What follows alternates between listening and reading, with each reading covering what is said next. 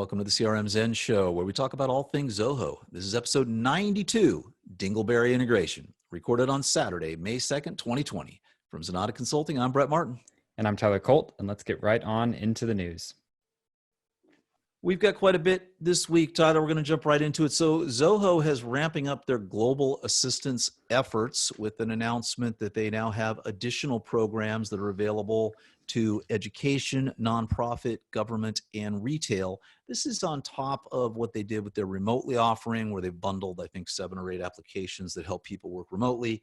They've also have a subscription assistance program. So if you actually are a Zoho subscriber and you're a small business, they're actually going to waive all of your subscription fees for the next several months.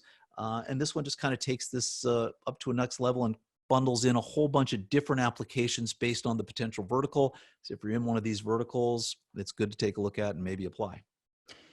Yeah, it's really cool that Zoho uses kind of the breadth of their functionality to help out in all these different ways, whether it's remotely or, some of these offerings that they're now, putting out there for people. You could think even just inside of maybe the retail industry now, with the pressure to sell online and make that work, being able to plug in something like Zoho Commerce and Zoho Inventory to support that is just hugely valuable. So big ups to Zoho for continuing to help out in these crazy times. Yeah, some pretty good stuff over here. Alrighty, and then analytics. We had some interesting updates in analytics. I know there's a big one in here, webhooks is for notifications and alerts that you're pretty happy about. Yeah, so basically what these are, these little smart data alerts are pings that you can send out when certain things happen in analytics. So let's say you had a chart about leads generated per month and you had some type of target that we wanted 100 per month. When that report identifies that the target has been reached, you can send out these data alerts. And so now basically what they've done is add support for Slack and Microsoft Teams, which are two, widely adopted chat tools, as well as webhooks. And with those webhooks, you can connect this to just about anything out there where you can set up an endpoint. So overall, really nice integrations here, both for some of the bigger chat tools and, for a webhook, which could be used across the board. Yeah, and then one I thought we talked about last week, but I think we didn't. I thought it was on the show, but it just happened to come up in general conversation as we were talking about clients. But you now have the ability to set your date format preference in Zoho CRM. So in the past, it just defaulted to whatever country you were in, whether that was year, month, day, month, year, month, day, year. Now you have the ability to go in and change that pattern. They've got over 40 different patterns that you can choose from. So a nice little update. Yeah, and this one thing to be aware of is that it looks like it did update some people's default settings. So at least in our CRM, it changed us over from month / day / year over to month / day. So it's basically putting a shortened version of the month name. So MAR for March instead of 3. And so it doesn't really affect anything running on the back end with any of your scripts or anything like that. But, it was just a kind of unsolicited change for some people's CRM. So if you are seeing any differences, you can change this under your personal settings and locale information. Yeah, and I was just happy that they put a post out on it, because this normally falls into a things we noticed kind of thing that we have to talk about. So kudos to Zoho for keeping us up on that one. And then Zoho People has released a page dedicated to COVID-19. It's a nice little resource guide. And what they've done is they've gone in and they basically have collected every article that they've written on remote working and any article that they have on COVID, and they've dropped it all into one little handy resource guide. Yes, they've just got a ton of different articles in here. And with everything going on in the world, it definitely highlights the value of having a cloud-based HR system, right? With everyone working remote right now. And as we've mentioned a couple times, definitely give some props to the Zoho People content team, with their monthly newsletter that they do, and then these kind of summary posts. They're definitely working hard to keep people in the loop with Zoho People. All right, and moving on, SalesIQ now has support for Leadberry integration. And we've talked about a few of these before in the past. There's a company called Clearbit that also has support for SalesIQ. These are services that basically go and they do a reverse lookup on the incoming IP address, and they do their best to tell you what company these people are working for, and then kind of populate that information into the record. You're usually not able to tell who the person is. You only get that if they've come in and they register. Then you can kind of, hopefully look at, say, oh, they're coming in from this specific IP address, and we probably know it's this person. And we can put a cookie on their website at that period of time. But for most cases, this is just a nice little reverse lookup of the IP address, and very useful service. Especially because SalesIQ is only going to give you kind of the specific visitor data, but a lot of the times you do need that company information in order to qualify and vet the lead. Definitely kind of skips you forward in the process where, when this is getting written into your CRM through the SalesIQ integration, you'll have a much more complete record, right? The more of that company data that you're able to access. Yeah, absolutely. And it's nice. I've never used Leadberry, though. I've not either. I've never heard of them. Hopefully a Dingleberry integration will soon follow. We can go from there. Painful, Brett, just painful. All right. Zoho Show is now integrated with Google Drive. This, I think, completes the Zoho Office Google Drive integration. So we've had Writer for a while, and I know we've had Sheets for a while, and now you get Show. Basically, if you're inside of Google Drive, you can open basically Zoho Docs directly from within there and edit them, and you can save them directly to Google Drive as well. You can create them from within Google Drive. It basically just gives you, rather than when you would normally click on, hey, I want to create a new whatever in Google Drive, normally you just see docs and sheets and slides. You now have the option to put in all of the other Zoho products that are there. And so this is, I think, the end. I think this is probably the last one in that series. And it's nice. They fixed a few things too. For those of you who were using Zoho Docs before, when you switched to WorkDrive, a lot of these integrations got broken. But slowly I've noticed them all start to come back with some updates to these Chrome extensions and these Google extensions. So if you are a Zoho Show user, good news. Yeah, we've been using Zoho Show a little bit for some of our webinars that we've been doing recently. Had kind of a mixed experience with it so far. A couple issues around image quality in there, but nonetheless, still nice to see that extended out to the Google Suite as well. Yeah, I'm no longer a fan of Zoho Show. I think it has too many issues for us to recommend at this point in time. It's getting close. I mean, that's not the case for a lot of the other Zoho Writer's grand, and I like Zoho Sheet a lot, but Zoho Show, it's just missing too much core functionality that you would find in PowerPoint and that you would find in Google. So anyway, that's that.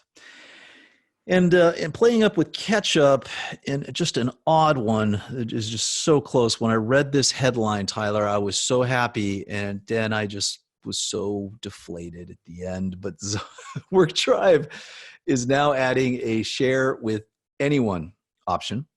And so this means, this was very difficult to do before, but basically you've got a document and you want to share it with someone who's not in your organization. It was almost an impossible thing to do. Now you can click share with anyone, but it only allows them to view it or download it. So you can't collaborate on a share with anyone link. Now in Google you can, in Dropbox you can, in Box you can, but you can't in WorkDrive. But we're getting closer.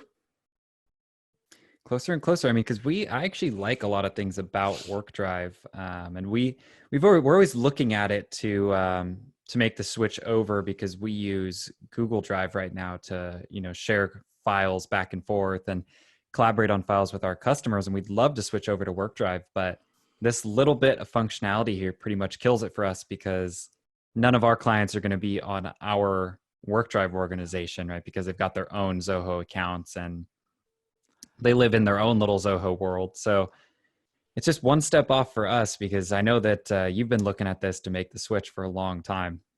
Well, look, and it is not secure. If you're sharing a folder or a document and you're just saying, hey, anybody on the internet can access this and edit it and do whatever, it's definitely not secure. I mean, the odds, I think, of somebody getting a hold of that specific URL string are slim to zero. But if someone was able to get them that URL string and go to that folder and get it, great.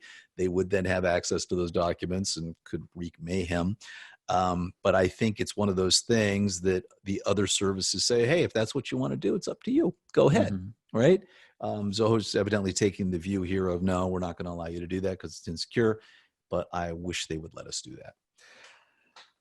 And then in kind of nifty, Zoho Campaigns is rolling out virtual community meetups here in May. So they're covering a whole bunch of cities. So if you want to know about Zoho Campaigns, May 5th through May 22nd, you can go to any of the virtual meetups. So Irvine, Los Angeles, San Diego, Phoenix, Atlanta, all the way down the line. They're going to Dallas, Denver. It wraps out in Denver. And I don't know, Tyler, they're virtual meetups. So I guess you're supposed to live in the city or in the surrounding area if you're joining it. But it seems like anybody could just drop in if you wanted to, I guess. You'll just have to blend in, right? And try to look like a resident of whatever city you're joining for. Yeah, that's it. Dropping in on New York, just, put your Yankees jersey on, I guess, and your hat, and you're all set, man. You can just drop right in. So anyway, it's good though. It's good to see that they're keeping these going. I think they're all going to have pretty much the same agenda. They are. So they're going to cover email marketing in the world of contextual engagement, email marketing automation and behavior-based engagement, email marketing for improved store communication and revenue, and email marketing as a part of your business workflow. So pretty good. It looks like it's going to be an hour and a half, quick little meetup, mostly webinar. I'm sure it'll have a Q&A. Very nice. You might want to check out our Zoho Campaigns webinar that we did last month as well, and I think you'll probably get a lot out of that. We cover a lot of this stuff in there as well. And then to wrap it up, I think everybody should join the Zoho Peloton group. You say there's a Zoho Peloton group? I do. Yes, there is, because I created one. So Zoho or Peloton has just rolled out a new group tags thing. So you basically put these tags, and the tag shows up on with you on the leaderboard. So we are I created the Zoho tag, and we have currently one person in there, and that's me. So I know that there are at least 2 or 3 other Peloton users out there. I put the link in the show notes. You click on that and join that Zoho tag, wear it proudly, and we'll see you on those rides out there. So, and please, people out there, Brett does need some friends. So please join in there, help him out. It's getting kind of sad out here. I want to tell you, so I had the Zoho tag on my ride yesterday, and out of the blue, I got 4 high fives. It just appeared. Nice. I was in a ride with about I don't know. I was in a ride with probably a couple thousand people, and all of a sudden some high fives coming in. So there's some Zoho love out there. There we go. Go ahead and get your hashtag Zoho going. Join the CRM family. All right, CRM Zen family there. All right, mobile app news. There actually is more mobile app news this week. The Mobile One app, you can now manage departments in the Zoho One app. So there is a Zoho One iOS and Android app that lets you manage your organization, do some of the things you would do if you logged into one.zoho.com. Groups are kind of cool, and departments, and you can now manage those departments inside the app. You couldn't do that before, so a lot more useful there. Yep, and then Zoho Streams getting kind of a specific application as an extension of Zoho Mail with a new UI and user experience. And Zoho Streams are very, very cool. They're one of my favorite little bits of functionality in Zoho Mail. And it basically gives you the ability to create little conversation channels around an email that you get, right? So if someone were to email Brett, but really I'm the person who has the answer to that question, rather than forwarding me the email, you can just make a stream about it. We can talk right there without having to go back and forth via email around that specific incoming mail. So overall, really, really nice bit of functionality. And one of the biggest drivers that makes us always consider switching back over to Zoho Mail. I think I'm close. I really do. I don't know. A lot to talk about there. Well, yeah, it's a toss-up for us right now between that sorted extension that we had talked about, making little Kanban boards out of Gmail and just making the full switch back. So we're kind of giving the college try to sorted before we put the nail in the coffin and make that change over. Now, we've got one key employee here at Zenatta that just needs to get on board. You know who you are. All right. And then the implementation of the week. This is a pretty nifty one, Tyler. What do you got? Yeah, so this is one that is a little different than our standard implementations, mostly because it is not involving any scripts or webhooks or crazy Zoho flows, kind of like a lot of our implementations do. So this one's kind of one that I'd say anyone out there could set up for themselves right inside of the CRM. And it's automated lead conversion when your qualification is complete. And so it's a real simple process to set this up. So everyone's is going to look a little bit different, but the first thing that you'll need to do is add some custom fields into the lead, right? Which can store the information that you need for lead qualification. So this could be something like the client's budget, their timeline, if they're a decision maker, and if your product is a good fit, right? And so let's say if their budget is above 100,000, their timeline is within 3 months, they are the decision maker and the product is a good fit, right? And then we know that they've matched those criterias. Then you can set up a simple little CRM workflow that'll go ahead and convert that lead for you. And so we'll be putting out a little separate video over on the YouTube channel walking through this. And of course, you could define those qualification fields custom to your business and what you use to drive qualification. But it's a real simple one to set up with a quick little workflow and can help a lot for just moving leads through the pipeline and getting those deals spun up automatically. Yeah, it's nice. It's almost like a tip of the week in its own way. But it's good. This is something I think we probably just need to do for more and more of our clients as well, because it becomes the big thing. I notice in our health checks, we've got quite a few of those now. One of the big things we're noticing are these conversions. The people are not converting their leads and leads are sitting there stale. And I think the more automation you can do about that, even if it's maybe just sending up a flare. But I love the idea of just converting them if all of the metrics have been hit. So, yeah, nice. This was interesting too, because, if you had those 4 fields for qualification, let's say all of them were filled in, but they didn't match the criteria, you could automatically update the lead to be not qualified, right? And get it out of your active leads lists. Right. So that basically once that information's filled in, they're either converted or marked as dead and, put off to the side and out of the kind of sales flow where they're going to be getting called every day. Nice. All right. And then this week's reads, my buddy Scott Brinker. I go way back. He is over at HubSpot. He's also over at a company called Ion Interactive. I can't quite figure out where right now. It's hard to say. But he has been doing this MarTech stack for the very long time, which is, what is your marketing technology stack? What are all of the applications you use, all of the different products that you use? And he collects these, he works with companies. This has been his passion for years. And so he's put this really nice blog over on his website, which is chiefmartech.com. And he basically is covering the stacks for Cisco, Infotor, Juniper Networks, Philips, Polygon, Sargento, and United States Postal Service. And it's their little infographics of what they're doing. And it's just pretty nifty stuff. I don't know if you've had a chance to go through these, but when you get a chance to look at all of the products that everybody's using and how they all fit and how they're putting them all together, whether it's social media, all of the marketing automation tools, Google ads, everything, and how it all comes together and how they see how it affects their customers, their suppliers, their internal staff, all of those kind of things. There's a lot, and it's pretty interesting to see all of these. It's just crazy with the amount of different products that are out there on the market, making these decisions about what's right for you and what to implement and when, and, what priorities you have for rolling out these softwares is just a ever-changing challenge. Yeah, it's pretty cool. And they're pretty creative in some of their, some of the way these are laid out as well. So I think definitely worth taking a look at. And then over at Zenatta blogs, we've got calculating sales commissions with some custom functions. We give you some examples on how to use that, and go over there if you're looking at. I think there's some applications for this code that you might look at and go, hey, that looks pretty interesting. So a little tutorial blog from us over there.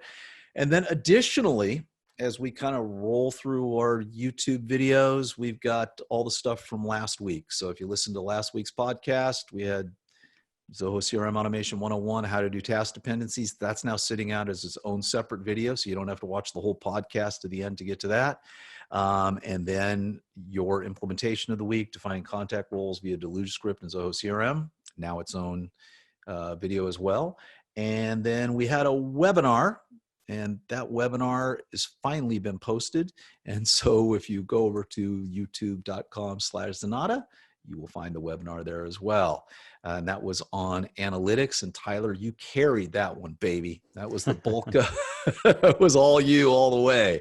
It was a really great job. So if you really want to know about analytics, just getting started with it, how to get it set up, and some basic uses and functionality, take a look at that webinar. We ended up recording it, I don't know, 55 times, I think. Something in that ballpark, yeah. Yes, we had a lot of technical difficulties, and they didn't even end. Post-production, there were issues. Anyway, we're definitely going to be swapping out some of our webinar tools in this next one that we're going to do, because the issues were beyond problematic. But we think the end product you will like. Also, we keep adding to our resource guides. So we've got Zoho Vault. We've got an administrator's guide that we put in there. We found that as a PDF, so that's added into our resources now. And then an overview of Zoho Writer. So check all those out. We think they're going to be of use to you. And then our application of the week. Tyler, our search for the perfect VoIP solution may finally have ended, at least for some small businesses. So we have been playing with Twilio internally here for a bit, and some caveats here. Twilio requires a lot of work. It requires a lot of setup, requires a lot of back end. It is not set up like a Ring Central where you can log into the dashboard and easily set everything up. And I think for most people, that may be what they're looking for. They're saying, look, I just want a simple point and shoot, and you're going to pay for that. And that's great. Ring Central will cost you about $40 per user per month. And it's absolutely fantastic. And you don't have to think about it. You can transfer calls. You can put calls on hold. You can park calls. You can just so many different things you can do. And it's highly, highly refined at this point in time. And you can see that also with, Vonage, 8x8, and several others like that. Twilio is you go in, you buy a raw number, and then you basically have to configure it all across the board. And Zoho does have a nice integration for it. It allows you to set up an IVR. You can have it do various things, but Twilio doesn't come with basic things like a soft phone. So Twilio doesn't provide you with that. They expect you to code your own or to use something else. So if someone calls you, you can't decline the call, because the current integration with Zoho only says answer. So you can't say, no, I don't want to answer. So it'll just keep ringing. And you can't forward calls. You can't do an entire variety of things. Well, a company has written a Chrome extension which does all of that. And as a matter of fact, it completely replaces the Zoho CRM integration all the way around. It has its own native CRM integration. So when a call comes in, it immediately pops your screen.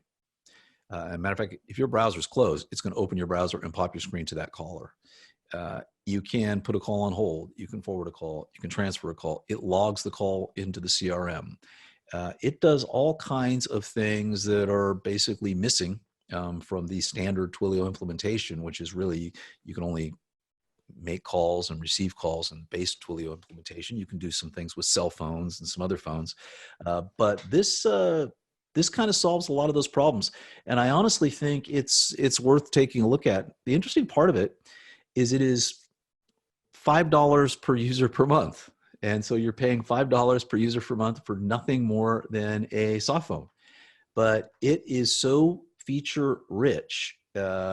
SMS, I mean, the way it handles things, you're texting and it just pops up in it. You really get the real-time notifications that you've got a text, and it writes that text to the CRM. Now, we talked about the great Twilio integration last week with Twilio SMS, and that's a fantastic application. And I think it handles it in many ways very well. This does it as well. And it's just full featured. And if you're watching this online and kind of scrolling down all the features that are in one little soft phone application, it's a lot. You can set it up to say, after it rings for 30 seconds, forward to my cell phone. So this kind of becomes your really central command control for your phone and what you can do with it. Now, the thing is, it's on a line by line basis. So it's not like you're able to set everybody up. Everybody's got to set themselves up, but really good stuff. I like it. We're just starting to play with it, but I wanted to get it out here because I think that there are a lot of people looking for something like this. And, applications of the week, mostly, Tyler, it's kind of stuff I've just been goofing around with for the last week. And so this falls in that category. Yeah, I think the big thing with this one that's pretty nice is that soft phone. Twilio is so cost effective, right? So, it does require a little bit of setup, a little bit of management, right? It's not as plug and play as something like Ring Central, but it is just so cheap. The break even point on comparing it to something like Ring Central is, tens or 15,000 minutes per month, I think, is right about where you start to hit that tipping point. And that's not even saying Ring Central doesn't come with unlimited minutes either. So if you're a heavy phone user, even there, it's still going to ratchet up that price. But the big thing with Twilio is in any of the integrations that you have into the CRM, even when they're rock solid, they don't come with that soft phone. And for a lot of people, that's just a make or break issue, right? That we're not going to roll out a big voice over IP if we can't have some of those just nice to have features like a soft phone. And so the fact that you're getting one for, what the price of a number on Twilio is about $1. It's $1. You get this for $5, right? So you're at $6 plus your per minute charge. That's really hard to beat given how much functionality this thing comes with. Yeah, I mean, the functionality is huge, and it's less than half a cent per minute, right? I think it's like 0.4 of a sec. I think it's right around there. Yep. Yeah, really, really, really cheap on the Twilio side. So it does work out exceptionally well. Anyway, we're going to really dive into it. We will report back on this one because this may end up being the final implementation that we can settle on here internally at Zenatta for us. I mean, and we're really not, it is nice in that you can transfer calls, and that's probably the most we'd ever want to do. Most of the time it's just voicemail and those kind of things. And so it handles all that well. You are, though, completely eliminating the Zoho telephony stack. Now, I'm not sure we have to. We're kind of looking at that, and that affects how calls are recorded and how those kind of things are recorded inside the CRM. So we're going to play around with that. We may need to write some code to maybe do it exactly like we want. So this is kind of an evolving story, but check out this application. I think it's really good and something probably worth taking a look at. Okay, Tyler, let's move on to our tip and trick of the week. I am continuing my Zoho CRM Automation 101 course here at the University of Zenatta. And this one, we are going to talk about basically email templates and how you can do some automation around that. This may seem relatively basic, but I think there are some key points we need to cover here. We have probably recorded dozens and dozens of videos for our clients on these that sit and reside in their portal, just individual tutorials on how to do this. So probably time we made one that we shared with the world here. Pretty straightforward. When you are in your CRM, you are going to go ahead and you're going to click on settings. And once you've clicked on settings, it's going to take you to your standard setup page, and you're going to choose under customization, you're going to choose templates. And once you've done that, you're going to pick new template. Now, one of the things about templates is you actually have to choose what module they're associated with. So if you create just one template, it's not going to be available in both leads and contacts. You have to say, I want this specific template is for leads. You can copy it. You may need to change some of your variables that you've inserted, and we'll talk about that in just a minute, but you will need to choose the module. So in this case, on this demo we're actually just going to choose leads. Once you go to set this up, one of the things you're going to find when you go to set up a template is that you've got all these pretty templates to choose from, and there's pages and pages and pages of templates.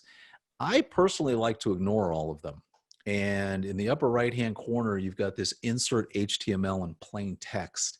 One of the advantages of this whole insert HTML and plain text is it actually makes it look like an email. And when you choose that, you're just presented with a blank page as if you were to just design any other email. And it's really the way to go. And I know we talk about this all the time. We have clients that are like, oh, my templates, they look templatey, right? It's the curse of death. You're sending a template to someone and you want it to look like a regular email you wrote, not a template. Yep. So in this case, by choosing that, you make it look like a regular email. Down at the very bottom, in a small yellow bar, Zoho will hide this little thing, hint to insert a merge field, hit the pound or hashtag sign, and choose from one of the fields listed. This is kind of the key to doing this. So when you do hit that hashtag, it's basically going to pull up all of the fields that are associated with a lead, as well as user-related fields and system-related fields. So you can easily just hit the hashtag, start typing first name, and go ahead and put the first name in. Type the bulk of what you want to write that's going to be part of this template, and then hit the hashtag and just start typing what you're looking for. In this case, user. So you want to insert the user signature. This is super, super important because you don't want to, you got 15 people in your sales organization. You have one template that's going to apply to all of them. You don't want to create 15 different templates, one for Tom, one for Betty, one for Sue, one for Joe, just because you're putting their signature in there. And we see that all the time when we go into people's CRMs. They've created all these templates just so they could customize that signature. You don't have to do that. Over in your personal settings, you can set up your signature. And once you do that, you can just go ahead and insert your signature in there. Basically, give your template a name, put the subject line in to your template, and once you get that set up, you're done. Then you just have to save it. You do have to choose a folder. So I use a public folder. You can create your own folder. You can do anything you want there, but once you've got that set up, you save it. Now your template's there. You can send it on a one-off basis. So let's say I just wanted to send it to one of my contacts. When you go to click that send email button, you have a choice in that little email window, which is choose a template. And if you choose that template, it's basically going to populate that person's first name, given this example, your text, and your signature across the board. So very, very easy to do. But one of the more powerful features of creating templates is the automation you can do around them. They can be built into workflows. You can automatically send an email to somebody as a part of a workflow. As Tyler was talking about earlier, you could even convert that lead when it hit a certain thing. And then if you wanted to send an email to somebody who maybe is outside not using the CRM, you want to make sure they get it. And you could have all the details of that lead that was converted in an email that was sent to them. But you can also send mass emails this way, and there's a lot of power in that as well.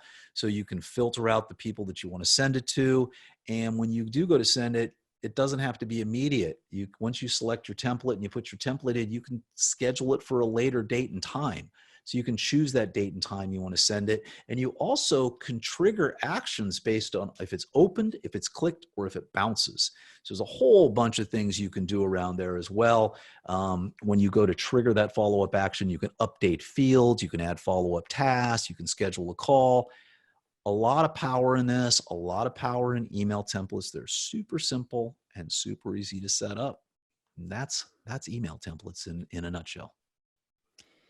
Yeah, it's really useful across the board there, just especially given that you're still, of course, able to update those templates, right? So if I wanted to drop in a base template and add a little bit of custom language to it before I send it out to a specific lead, you can totally do that.